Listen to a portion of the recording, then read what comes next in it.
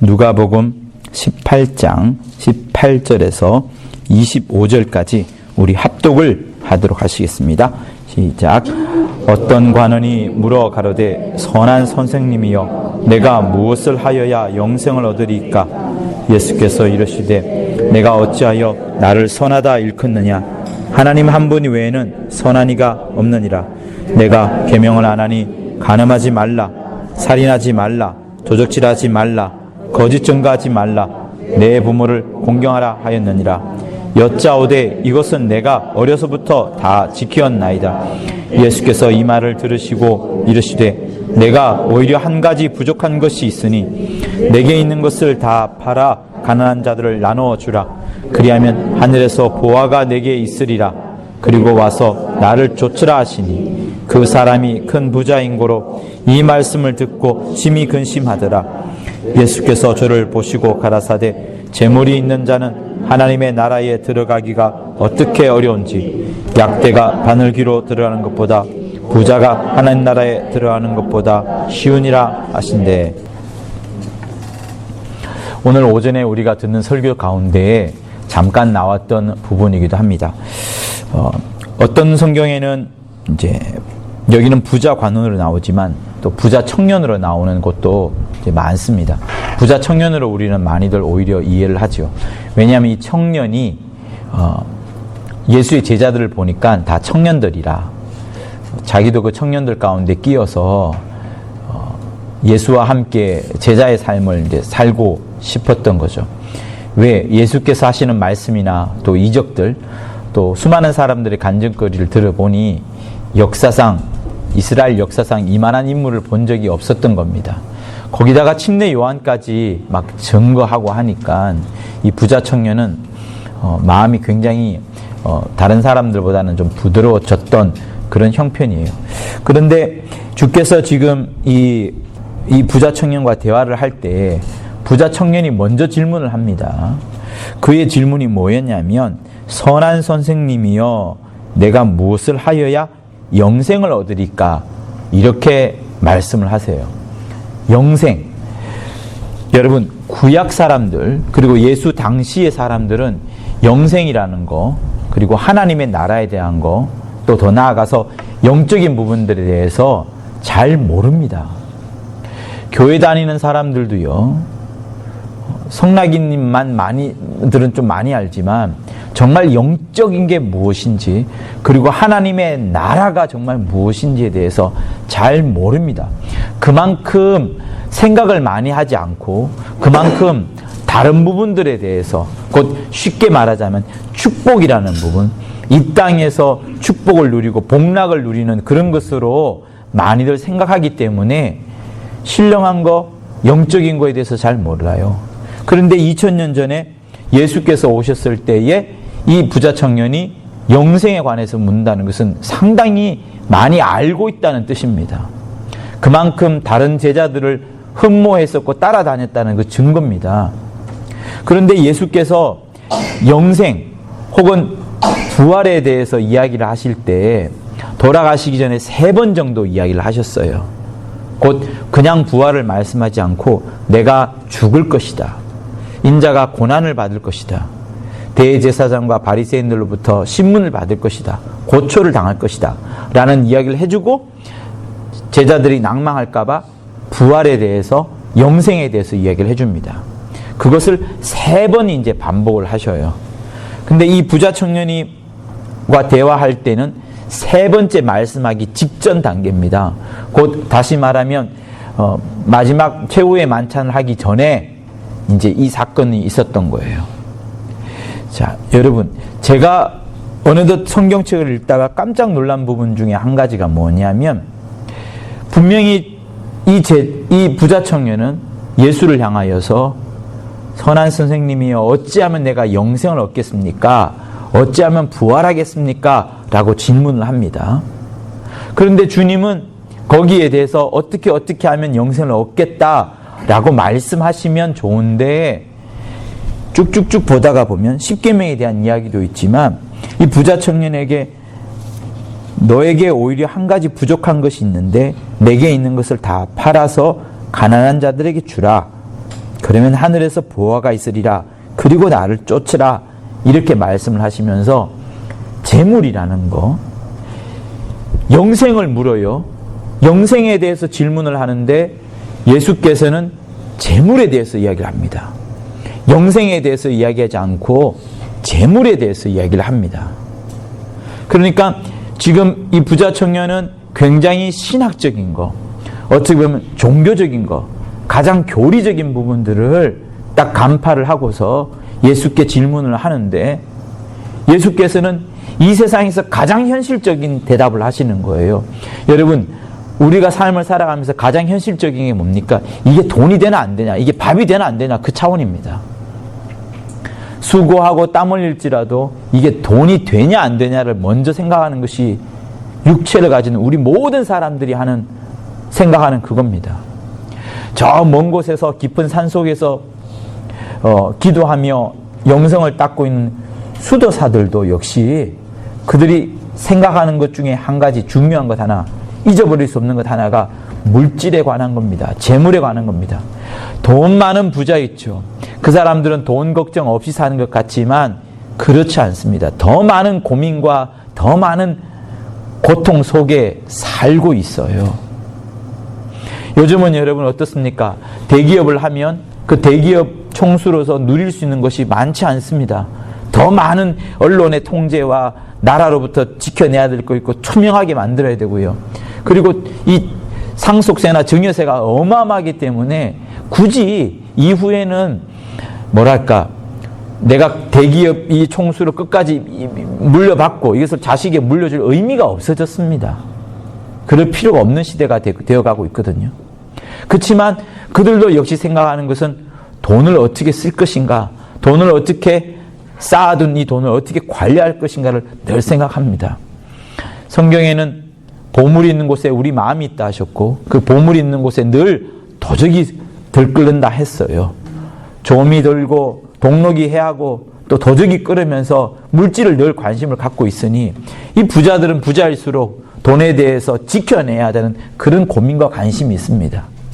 그래서 주께서는 먼저 말씀하시기를 내 보물을 하늘에 쌓아두라. 그것은 좀도 동록도 도적도 해치지 못하는 곳이라 하면서 저 하늘에 쌓아둘 것을 말씀을 한 겁니다. 자, 어쨌든 우리 모두는 다 누구든 목사든 누구든 상관없이 돈에 대한 관심을 갖고 있습니다. 이 말은 다시 말하면 무엇인가 하면 가장 현실적이라는 거예요. 영생이라는 거, 부활이라는 거, 그것은 신학적일 수도 있고 교리적인 걸 수도 있고 종교적인 걸 수도 있고 어쨌든 이런 성경과 관련된 하나님과 관련된 것일 수 있지만 돈이라는 것은 너무나도 현실적인 겁니다. 그런데 가장 현실적이지 말아야 될 주 예수께서 부자 청년이 질문을 하는데, 영생에 대해서 질문을 하는데 주님은 돈으로 이것을 말씀을 하시는 겁니다. 그것에 저는 충격을 받았어요. 분명히 영생에 관해서 묻는데 가장 현실적인 돈에 대해서 말씀을 하는 겁니다. 그것은 무엇인가 하면 여러분 오늘 우리가 읽었던 본문 말씀 중에 마태복음 6장을 한번 펴보세요. 24절.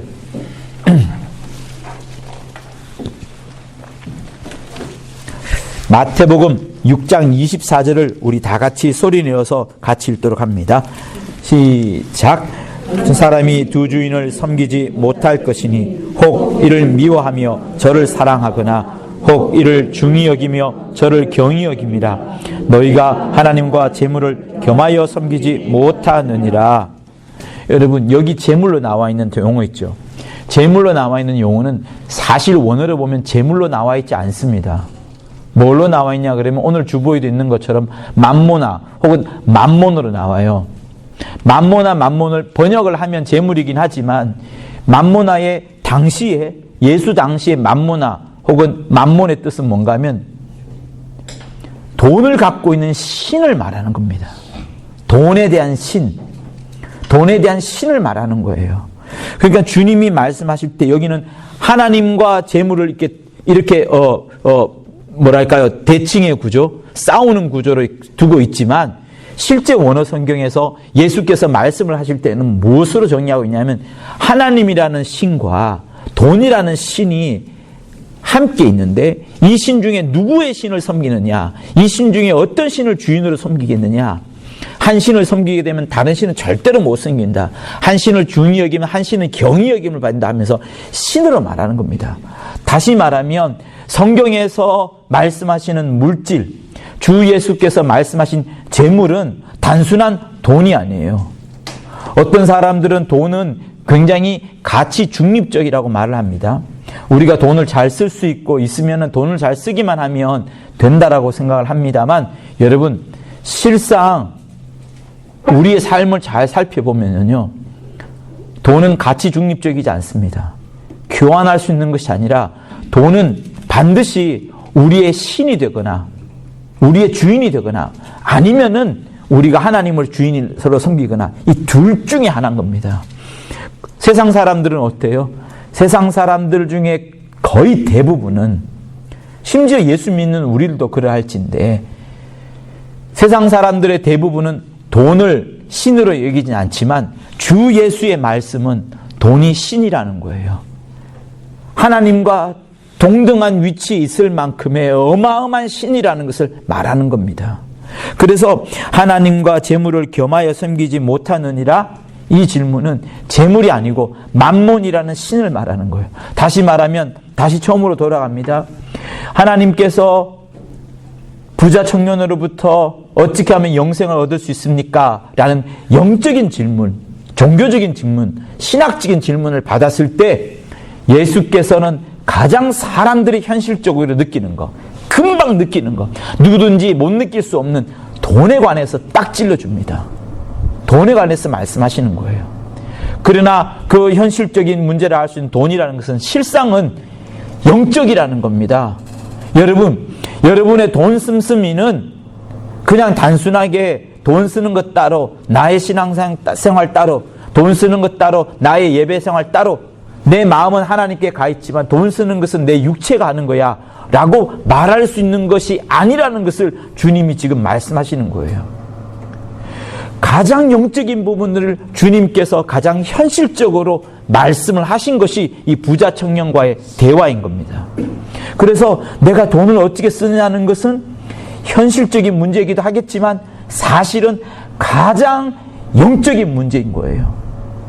가장 어떤 신을 나의 주인으로 삼고 있느냐를 질문하는 것이 우리의 돈 씀씀인 겁니다. 그래서 여러분의 일상 중에 정말로 가계부를 써보든지 그렇게 하셔서 나의 물질의 씀씀이가 어떤지를 꼭 살펴보십시오.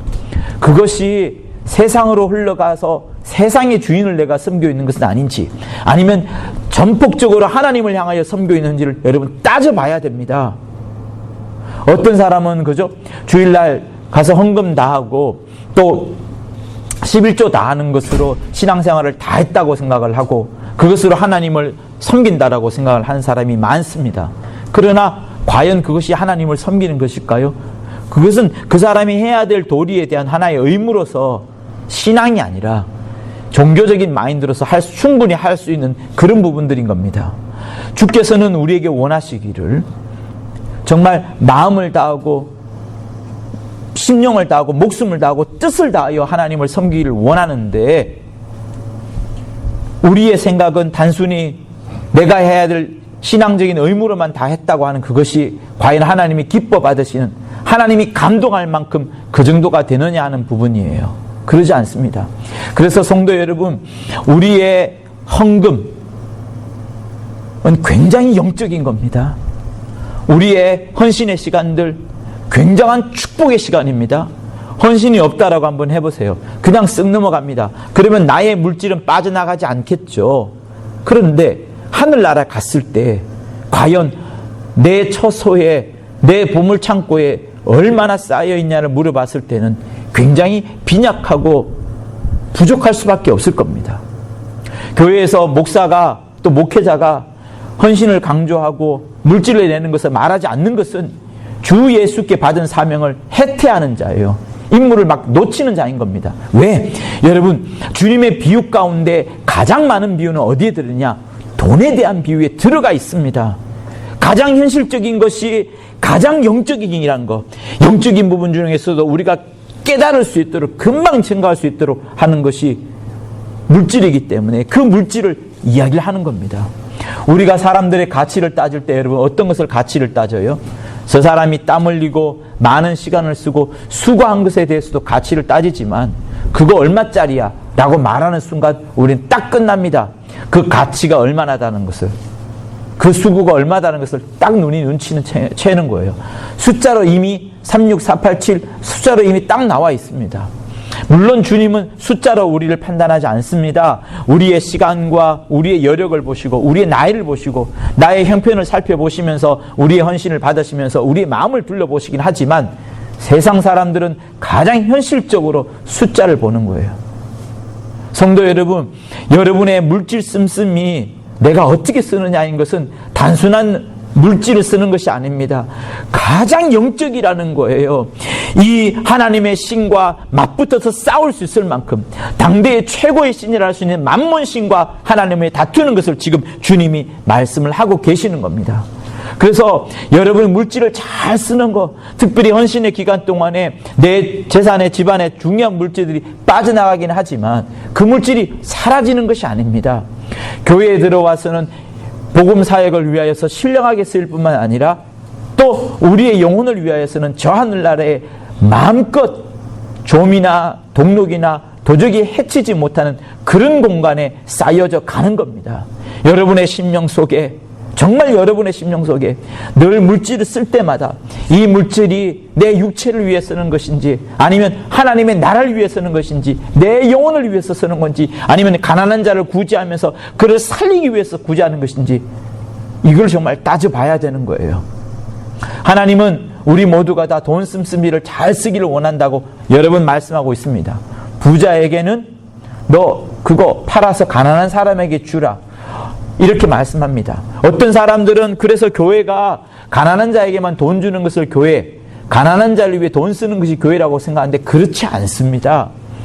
성경을 자세히 살펴보면, 사도행전을 보면 사도들이 예루살렘 교회가 어려울 때를 보고서 안디옥 교회나 부자 교회에 가서 물질을 가져다가 그 물질을 이 예루살렘 교회에 주기도 하고 예루살렘 교회에 모였던 물질들을 또 선교를 위해서 이곳저곳에 보내는 많은 역할들을 봅니다. 그 와중에도 과부를 돌보기도 하고 빈자들을, 가난한 자들을 살펴보는 이런 역사도 있었죠.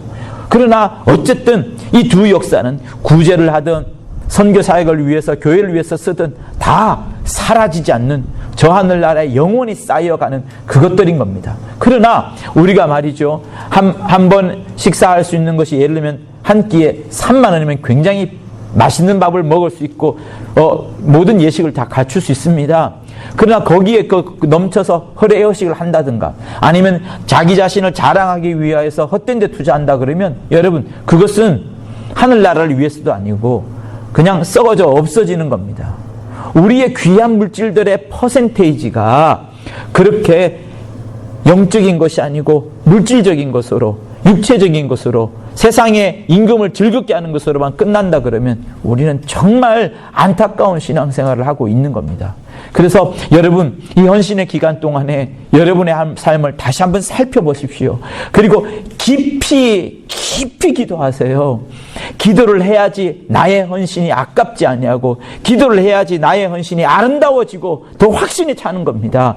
그리고 기도해야지 내가 헌신을 얼마나 할지 또 어떤 헌신을 할지가 내게 기억이 되어서 그것이 10년이 지난 다음에도 15년이 지난 다음에도 기억이 나는 겁니다. 그렇게 기억난다는 것은 무엇이에요? 하나님께서 또한 기억하신다는 겁니다. 다시 한번 여러분들에게 말씀을 드립니다. 부자 청년이 영생에 대해서 묻습니다. 영적인 것, 신령한 것에 대해서 묻는데 주 예수께서는 가장 현실적인 것, 돈에 대해서 바로 말씀을 합니다. 이것은 무엇이냐? 돈이라는 것은 단순한 교환 가치가 있는 중립적인 것이 아니라 정말로 영적이라는 거예요. 자녀들에게 용돈을 주는 것도 영적인 겁니다. 계속 용돈을 줘보세요. 이 아이들의 마음이 뭐가 들어갑니까? 안 좋은 마음이 들어갑니다. 항상 우리의 물질을 어떻게 쓸까를 늘 고민하고 염려해야 됩니다. 영적인 것이기 때문에, 가장 영적인 것이기 때문에, 하나님과 맞붙어 싸워서 이길 수 있을 만큼의 만몬의 그 강력한 신이기 때문에 그런 거예요. 그래서 헌금이라는 거, 여러분들이 주일날 헌금한다는 거, 그 헌금은 무엇인가 하면 저는 늘 그렇게 생각해요. 만몬이라는 거대한 동물이 있습니다. 엄청난 신, 코끼리보다 더 큰 신, 오랑우탄 혹은 고릴라 아니면은 뭐라 할까요? 고질라, 아무튼 큰 동물을, 만몬이라는 큰 동물을 무릎을 꿇혀가지고 그 헌금할 시간대 그로 하여금 자기의 물질을 헌금 바구니에 다 쏟아넣는, 그것을 저는 헌금하는 시간으로 늘 생각을 하는 거예요. 그래서 여러분들이 만몬신과 싸우는 겁니다. 세상을 위해서 써왔던, 세상을 임금 삼아, 세상을 주인 삼아 써왔던 물질들을 내려놓고 여러분들의 물질 쓰는 것이 과연 세상의 주인 되어가는 그런 물질로 쓰는 것인지를 살펴보시고, 그것이 아니라 헌금할 때만큼은 이 거대한 만몬신을 무릎을 꿇혀가지고, 강제로 무릎을 꿇혀가지고 하나님 앞에, 하나님이 내미는 그 헌금 바구니에 물질을 집어넣게 함으로써 정말 이 만몬신을 꺾고 나의 신은 오직 하나님 한 분, 당신 한 분뿐입니다 라고 고백하는 것이 헌금의 시간이에요. 헌신의 시간인 겁니다. 그래서 여러분의 물질 씀씀이를 정말로 한번 살펴보십시오. 부자 청년에게 부자 청년이 예수께 했던 질문이, 주님이 지금 여러분들에게 대답을 해주시는 거예요. 물질로 대답을 해주시는 겁니다. 영적인 것으로 대답을 해주는 겁니다. 가장 현실적인 물질 씀씀이에 대해서 이야기를 해주시는 부분이 바로 오늘 이 본문인 겁니다. 그래서 여러분의 물질을 잘 쓰셔서 하나님을 기쁘시게 하고, 여러분의 영혼을 부유케 하고, 교회도 튼튼히 하고, 여러분의 후손들도 더 믿음의 강력한 일꾼들이 되어가는 귀한 믿음을 발휘하시기를 예수 이름으로 부탁을 드립니다. 물질의 주인이 되시고 물질이 여러분들의 주인이 되지 않도록 만몬신을 항상 무릎 꿇치는 영적 생활할 수 있기를 예수 이름으로 부탁을 드립니다. 예수 한번 하며 받은 말씀을 갖고 기도합니다. 예수여,